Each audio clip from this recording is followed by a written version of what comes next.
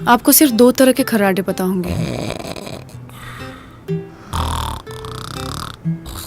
मेरे हस्बैंड को 5 आते हैं।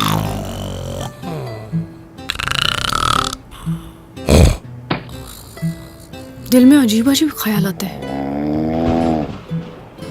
एक बड़ा सोफा है आपके पास, इन्हें ड्राइंग रूम में शिफ्ट कर देंगे। है तो डालिए ना OLX पे। बेचारी, ऐसे बहुत से लोग इंतजार कर रहे हैं आपकी चीजों का। अब तो OLX पे बेच दो।